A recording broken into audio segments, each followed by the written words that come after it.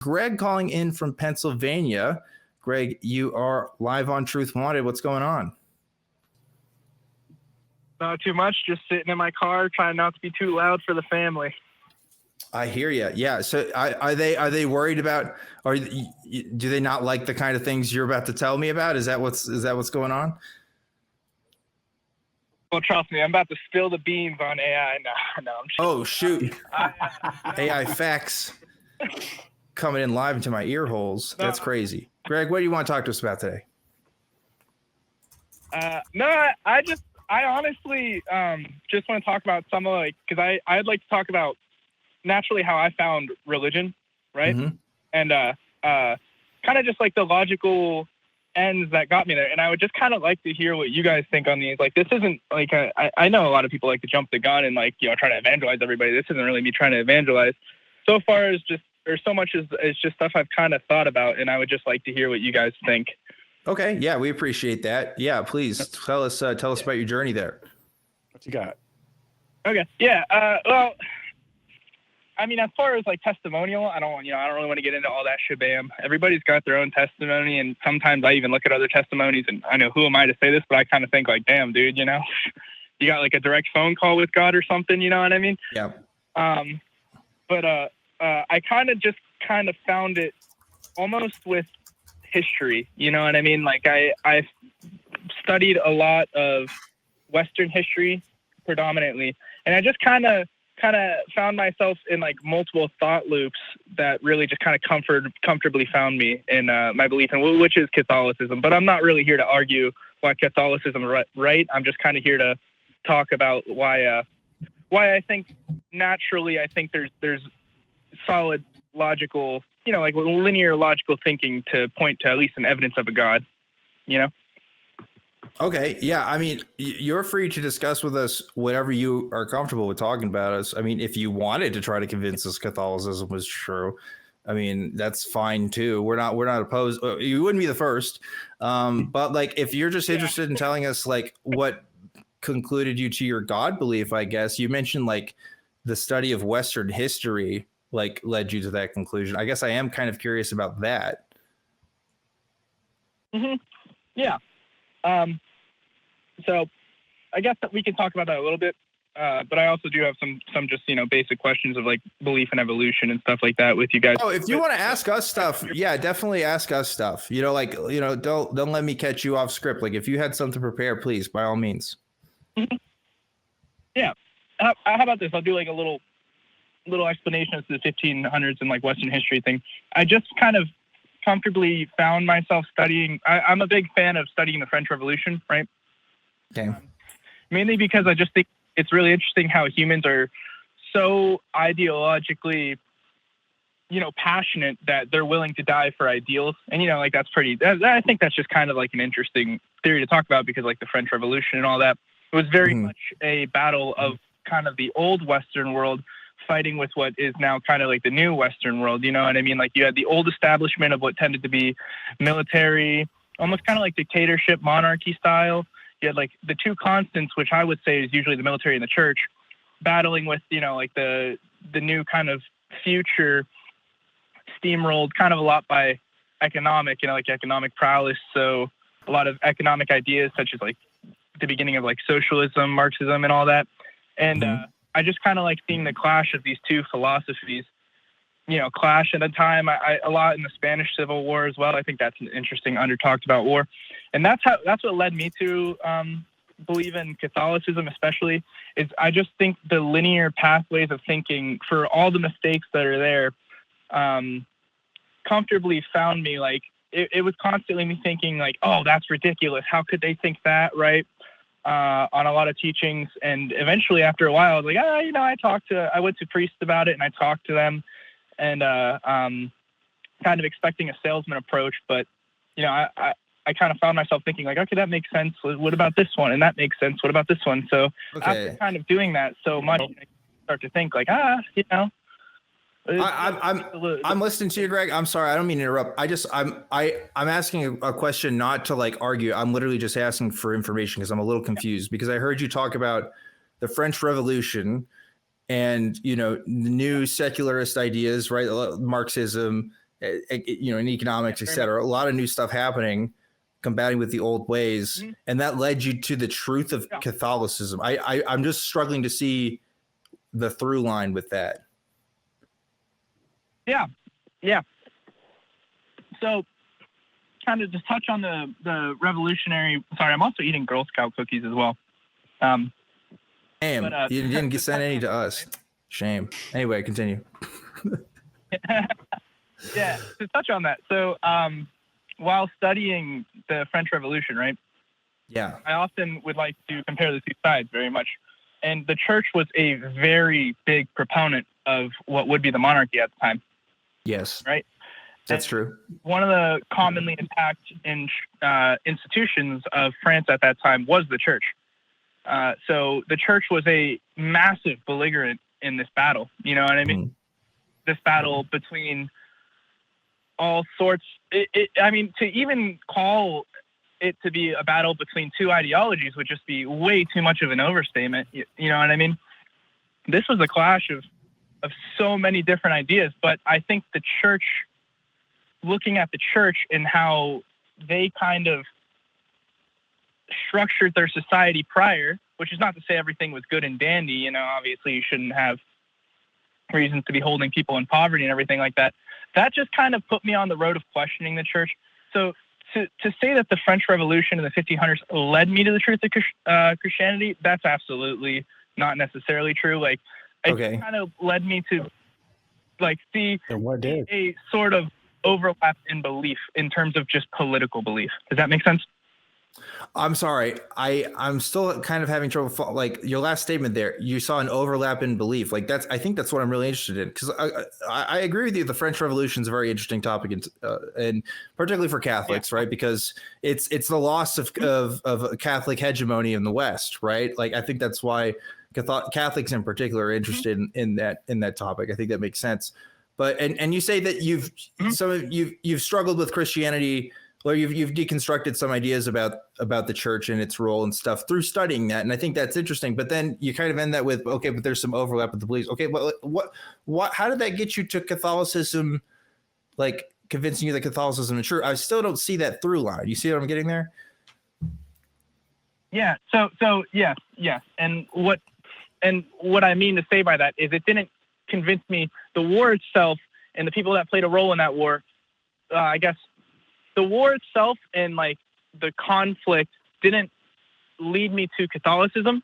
It led me to study Catholicism, seeing the outlet of the church as a viewpoint. You know what I mean? So it basically got me talking to religious people. You get what I mean? It was like it was like so studying the conflict opened your mind towards the religion in itself. It got you talking towards Go ahead. Let's seal the deal. I didn't mean to cut off there, but it opened my mind to the different sides of this conflict, right? So I wanted to hear about the different sides of this conflict. And the more I hung out in those circles of Catholics, the more I was like, wow, you guys got some good points. And you're also good with this war history. Does that make sense?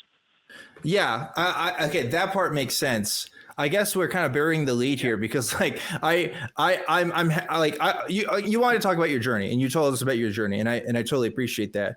I guess you had some questions for us, but so we should get to that too. But I'll ask one question for you first here, because like I want to know what was it that convinced you? Like, what was it that the Catholics were saying that you thought you were agreeing? Because I'm hearing that you had. I mean, maybe that's a lot. Maybe that's too much to talk about in one conversation, and I totally respect that. But what was it? And we don't have to debate about it. I just want to know, like, what was the particulars there that got you to where you are? That's a good one, because it was all kind of in baby steps, you know, like I didn't have necessarily a eureka moment. And a lot of this very much was so almost against who I was as a person originally. Before, I don't think I'm any different person than I was before the faith and after the faith. You know what I mean? Yeah. I just think it was all kind of baby steps. So I really like the kind of ideas of virtue, you know, and I think in a way, one of the things that really helped me with Catholicism was the virtues versus the deadly sins, you know? Okay. That made a lot of sense to me with like, you know, bravery, compassion, and all those virtues, charity, versus like, you know, sloth, lust, greed, you know, all those made very much sense to me. That was one of the big ones. Believe it or not, and granted, you know, I don't want to have people jump to conclusions when I say this, because, you know, I'm not like super big at pointing fingers at how people live their life. But I never thought I would say this, but the church's teaching on sexuality actually made a lot of sense to me, because I kind of, you know, come from an all too common broken family. You know, I'm not going to air out my problems, but I can see very much how the secularization of the world played a role almost in my life. You know what I mean? In the kind of deterioration of institutions set up by the church. You know what I mean? So that, I guess the logical battle I have in my mind with what I just said there is like, okay, so maybe somebody played on like an insecurity of mine. But, you know, the more I look back on it, the more I think that's not true. I really think I logically kind of just comfortably found a resting spot for my feet. Okay, I gotcha. I'm hearing you. I want to say something here. You mentioned go ahead, Infidel. Broken families. First, I've got to push back against that. I think that I've known more than a few families that were far better off not being together. I wouldn't call them broken by any stretch of the imagination. They may not fit the traditional sense of marriage, but then again, you know, I've joked with my oldest daughter about her marriage not being legitimate because her wife never paid me 2 sheep and a goat. So when it comes down to what we want to talk about, a tradition of marriage, marriage is really it's problematic when you look at the history of marriage. It's not like marriage has been what it's been, you know, in the second half of the 20th century, and that we're degrading that to something else. Marriage has truthfully been something where women were little more than property and slaves, and even up to the advent of birth control being legalized and some divorce laws being modernized some, I think that we're better off as a society. And I definitely would not say that secularization has made life worse for families. I think overall, I think people are better off in families where parents do not live together if they are not compatible. Now, I know that doesn't fit, but I don't like even referring to them as broken families. And I just wanted to say that. Yeah. All right. So we got some different ideas here at the table. Greg, I know you want to have a response, but I want to kind of refocus the conversation just a little bit here, because you said something I think really interesting, and you had some questions for us. And if I'd like to answer questions for you, because obviously we disagree with what you have to say. I think you know that coming in. But let's talk about this. You pointed out that one of the reasons, and I'll ask this one question, and then you can ask as many questions as you want to. Well, not as many, but you know what I mean. We'll let you get to your questions here. Is this you describe your exploration of Catholicism as building your worldview in depravity. Catholicism kind of helped explain the ways of the world, why the world is the way it is, and where it's going, and what can be done about it, which, you know, is an explanation for the world's woes in some ways. If I were to present to you, this is a purely hypothetical question, but if I were to present to you an ideology or a religion or a belief that presented and described the world's ills, even in higher fidelity than Catholicism would, that, like, in a way that makes more intuitive and logical sense to you, would that make the claims of the religion true in any other circumstance? So basically what you're asking, if somebody presented the same kind of thinking, the same kind of, say if somebody came up to me with that hypothetical religion at the moment of me first finding Catholicism, and you flip them around, would I go along? Exactly. What if you got to the same, you know, conclusions of the world morally, right? Or a better conclusion of the world morally, but it's actually something else. It's actually Scientology or Islam or something. Would that make Scientology or Islam or any other ideology, would that raise your confidence in it being true in your eyes more? Mm-hmm. Okay. You know, when you look back on on. Oh, sorry. Do you have something to add? No, sorry. I thought you said and I thought you were saying, and I was saying okay, but you had more to say. Please continue. Yeah. So when I look back on my past self, right, and granted, I'm 19 years young. I'm just kind of starting to teeter totter and see the world a little bit. When I look back on myself, you asked that question, and truth be told, you kind of got to measure where you were mentally at the time. Yes. Right. And yes. Was I absolutely susceptible to being kind of naive and following the wrong pathways of thought? Yes, I absolutely was. So to answer your question, but let me add more after I say that. Yeah, I think there was an opportunity for possibly some sort of manipulation to go on there. But you know how I don't know if this is a thing that's ever happened with you, but you ever convince yourself that you're going to learn a new instrument or something, or play a new game or something, and you just go gung-ho on that thing for 2-3 weeks, and then you just kind of burn out and drop it? Yeah, sure. So, yeah. So to answer your question, I would say yes, but I would eventually. I have enough trust and faith in myself with the conclusions that I've gone with Catholicism, right? And I was going gung ho, man. I was really ripping it, right? And I've even picked up bad habits and bad beliefs with bad people, but. Eventually I just kind of burnt out on the bad stuff, and it didn't last. It wasn't very much a staple of who I am, because eventually I would see a crack there, I'd see a crack here, and I just burn out. I get you. My question is more about how we know things to be true. I'm less concerned about you being manipulated. I think everybody gets manipulated every day by all kinds of things, right? Where everybody's constantly in flux with messages, right? Catholicism is one of those messages.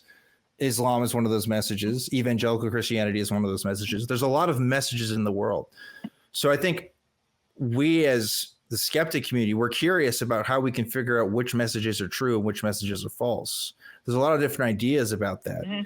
And you mentioned that one of the reasons that Catholicism drew your interest was because it had what you've considered to be an accurate description of depravity in the world. And so my point in asking a question is, if we were to even give a more accurate description, but it came from another religion, would that raise the credibility of that religion for you? At the current moment, no, but in the past, yeah. Okay. It's like the butterfly effect kind of thing. If somebody sent my dominoes the other way, maybe I would have rolled down the direction of atheism, because I very much didn't believe in Catholicism at all. And like I said, maybe there was just some sort of turn in the road. Being a Catholic, I do believe that I was called, but not as some sort of personal thing. I think, of course, as a Catholic, I believe we're all kind of called to search for truth. But I think I just found it with influences in my life that I met while studying history. Gotcha. So, gotcha. To answer your question, yes, very much so. I could have been, gone down the domino path. But like I said, the question is, would I have burnt out on that? I think so. Yes. More so just this, right? Like we can have a worldview that can be convincing to us, right? In terms of its accuracy in its reflections of the world, and it could not be true, right? There are Scientologists in the world that truly believe L. Ron Hubbard's writings about society's ills make the most sense out of any other kinds of writing. But I think you would agree that's not a great way of knowing that that's true, right? Just because somebody has a descriptive understanding, there has to be something more substantive than that. So that's a conversation that is interesting to me, and I would hope it'd be interesting to you. But Greg, I appreciate you calling, because you're a young guy and you want to know about us. So I would like to let you ask your questions, and we can take it from there, and then maybe we can share our thoughts that way. How's that sound? Yeah. Do you mind if I kind of turn off my Catholic brain now and just kind of talk with some speculation here with these questions? You can you have permission to say whatever you want, except anything that breaks YouTube's terms of service. That is the only thing that's the only thing I could tell you can't say. Everything else, we are not Catholic. We don't care if you say that you're Catholic or not Catholic in your responses. We want you to be your authentic self. Please go ahead. Okay.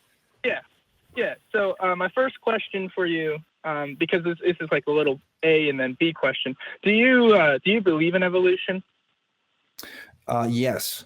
As if you say believe in evolution, do I think it's an accurate like model of what happens in reality? Yes. Infidel, would you say the same? Okay. Yeah, I would definitely say that the evidence bears it out. It's not really a belief. I don't have an altar to Darwin, but it's definitely something that I accept because it's not even really debatable at this point. There you go. All right, there you go, Greg. Okay. Yeah. Now I say to make my stance known. I don't know. I think in my head, yes, I kind of do believe in evolution, but I also kind of believe in the possibility of God influencing evolution. And I just think you guys would really think this is interesting. This is just kind of like a fallacy with evolution to me, right?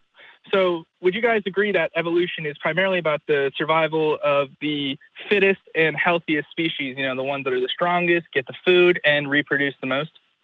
I don't know if I'd say that's primarily what evolution is. A lot of things.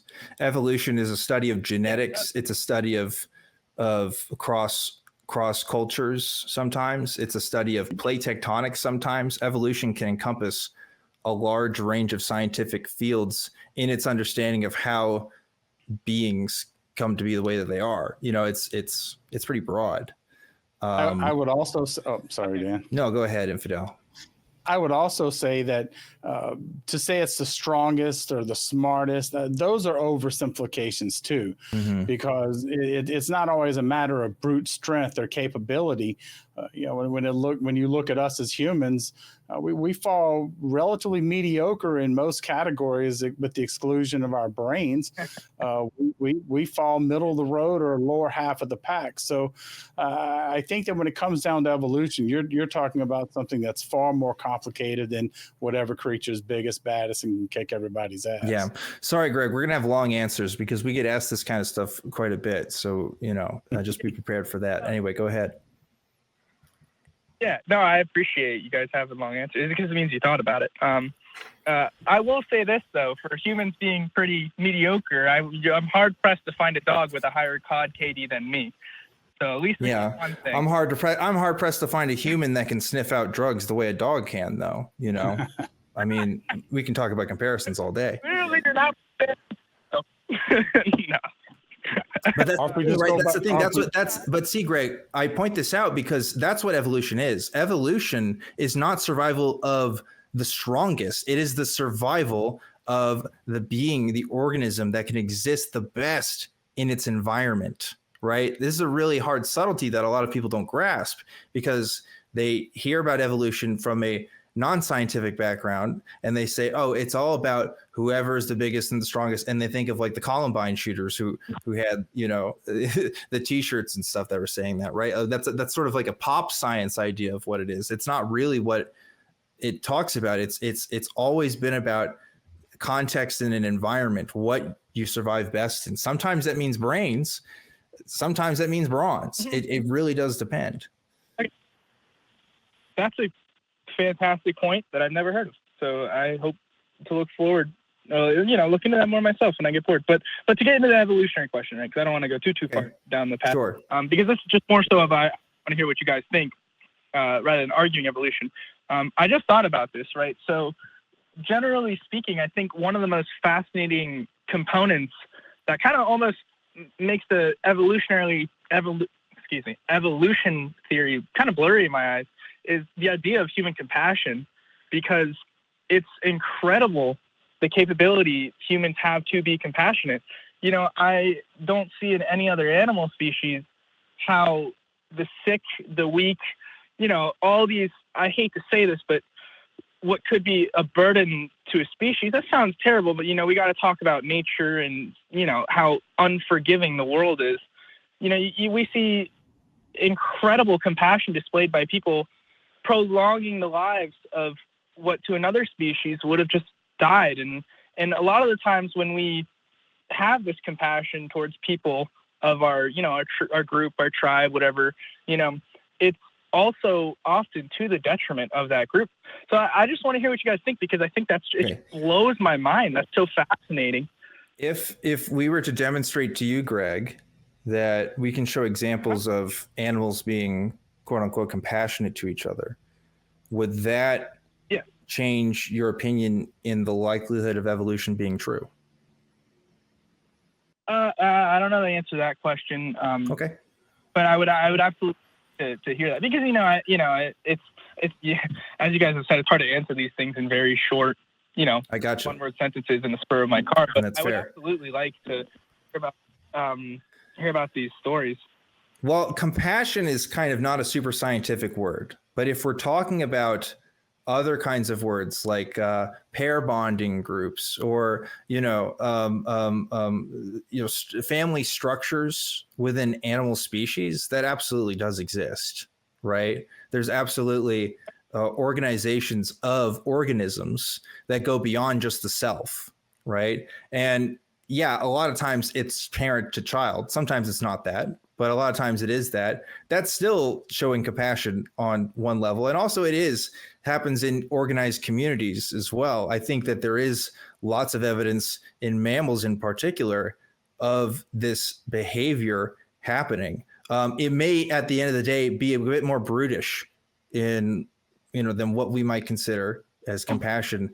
But the elements of that are still there, I think, in a lot of mammal organizations. I do think that you can see animals showing quote unquote compassion to each other. I actually think that it's not a completely novel phenomenon in humans. I think it's even older than us, actually. But that would be my answer. What do you think, Infidel? Well, I know that there have been experiments, and I wish I could remember the specifics of it this moment, but rats and different rodents who actually go back to help others in situations where they're trapped or they're hurt, and they will act in empathetic ways. Also, there are situations where when certain animals get hurt, other animals will start emulating their behavior, almost like in sympathy too. And of course, these are terms that I don't want to give too much humanization and emotion to other animals, but we see behaviors that we would definitely identify as sacrificing their own self-interest in the effort to help another animal. So I definitely think that this is something not unique to humans by a long stretch.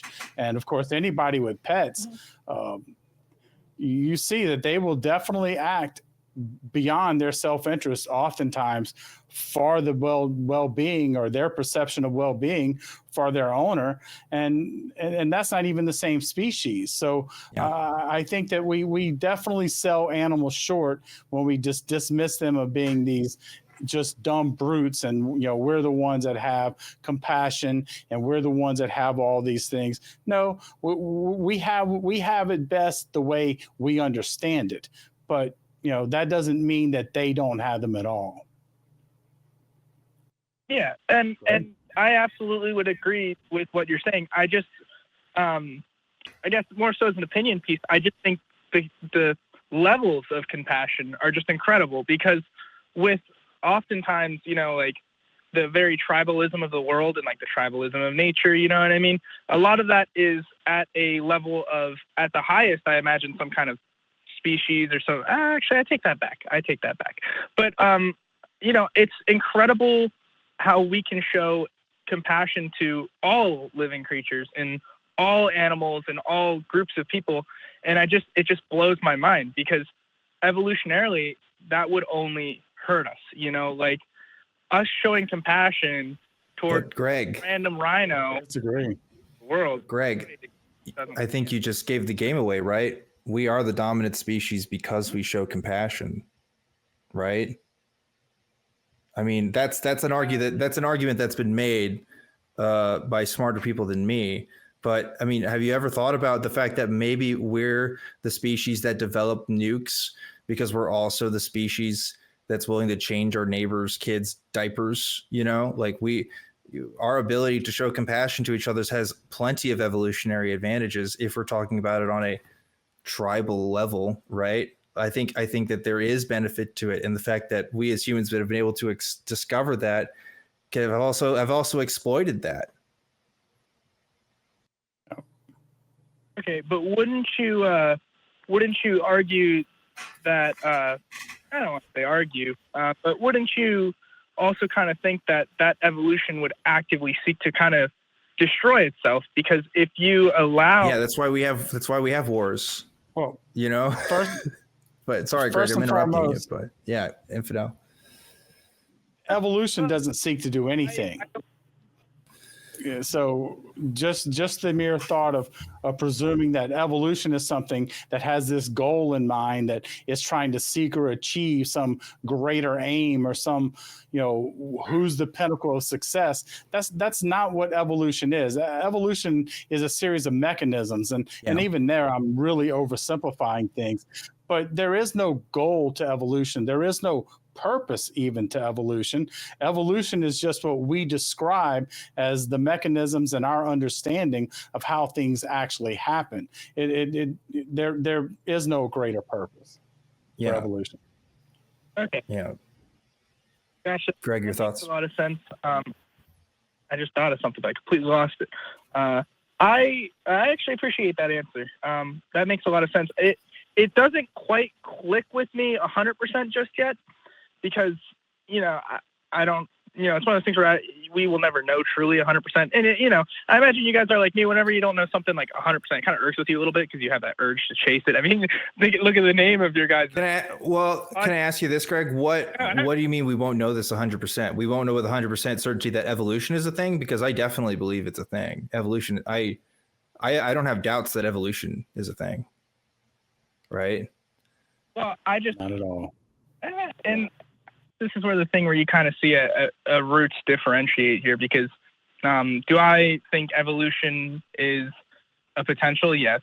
Do I think God played a role? If it were true, 100%, yes. So now it's just kind of teeter-totters on our core belief differences here. You think? Wait, sorry. Let me understand what you're saying. You're saying that if evolution was true, you would be 100% convinced that God played a role in that?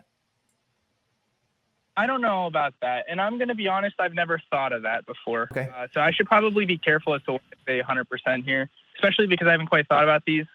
Confidently, I guess I could say, because that would make God out to be a monster then, if that were the case. You know what I mean? Yeah, I mean,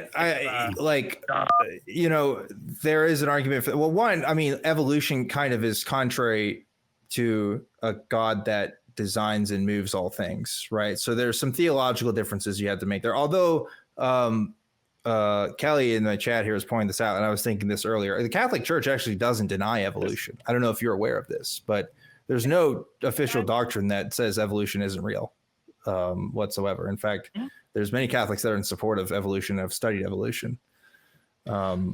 So that's something to think about as well. But beyond that, Infidel has something to say. Infidel, I'll pass it to you. One thing I wanted to say, Greg, is that I was a believer at one point. I wasn't Catholic, but I was definitely a believer. And I found myself similar to where you're bordering now, because I absolutely knew evolution was a fact. There was just too much evidence for me to deny that evolution was a reality. But I did have that, God put his finger on the scale kind of mentality of, tipping the balance for humans and making sure this happens, almost like the puppet master in the background. But really, it does come back to something you said earlier, and that is that if that was the case, yes, you're right, God would be a monster. But the truth is it doesn't take that for God to be a monster, because the world that's here now, it's here regardless of whether it was evolution or God used pixies or whatever he would have used. It still ends up with the world we have. And that is why I say that if there was a God, it would be a monster. Yeah. Mm-hmm. So different thoughts there. And honestly, yeah. And this is halfway, admittedly, this is halfway a cop-out when I say I'm not 100%, specialized to talk about that right now. But I also just kind of disagree with you, because I do buy into the whole theological struggle and the whole story of like all the story of like St. Michael and what happened and how the devil came to be and all that. Now, granted, I have my training wheels on. I'm 19. Again, it sounds like I'm copping out. Partially, it could be, But I would just say I'd like to look into that, And okay. I got a lot of time on my hands doing Greg, we've spent quite a bit of time with you, and I first of all is 100% okay, because these are the kinds of calls I really like, and I tend to go longer for. If you want to spend more time with us, I won't be here these next 2 weeks. I'm actually traveling, but there's other hosts that host on this show that I'm sure would love to talk to you about some of this stuff, because we're talking about a lot of different ideas here, right? And it's hard to even talk about just one in a single phone conversation. So I appreciate your ability to be open and honest with your beliefs with us. And we totally recognize that, you're definitely on a journey there. And I'm just glad that you shared part of that journey with us. But for now, I really have to let you go, because we got some other folks that need to talk to us, and, got to continue on. But Greg, just want to say appreciate you calling in, and thanks for sharing your perspective. I appreciate you guys. We're all on a journey here, hoping to get the answers, and thank you. Yeah, thank you. What'd you think of that, Infidel? Well, when he started talking about the evolution and how he maybe not, I couldn't help but think that even though the Catholic Church does accept evolution, they have a doctrine, creatio ex nihilo, which means something creation from nothing. Yeah. So when it gets down to it, whatever the mechanism is, it really doesn't excuse the God itself. And that's one thing that I really hope that Greg can take away and think about, because that's just putting one level of separation between a God that still created the world with the absolute monstrous things that are allowed to happen in it.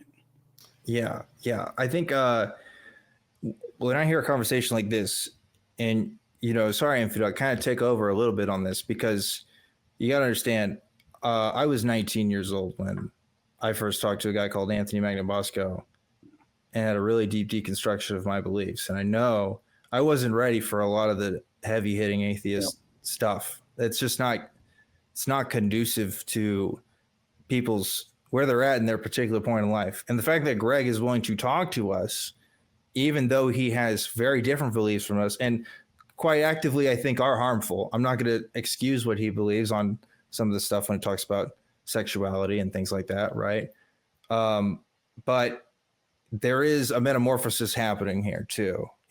Like Greg at 19, I don't think is going to be the Greg at 21 or 25 or 30, right? So I'm accepting that this is something that is being looked into. And I would rather a Greg be open and honest about these beliefs that I absolutely disagree with in a conversation, in a setting like this, than to hold it privately and to belittle others, or to, do whatever, what we experience to be the negative parts of that belief. I don't think that's Greg's MO. I think Greg is thinking about some stuff, and I don't know. That's something I can support, at least, is having folks with us. A lot of people don't like talking to us, So yeah, I was 30 before I deconstructed, so I had a lot of really bad ideas, and a lot of them were far worse than anything Greg said. So, I am glad that he's examining them, because that's the first step. Until you actually look at what you believe, you really aren't going to change anything. You're just going to stick with what you know.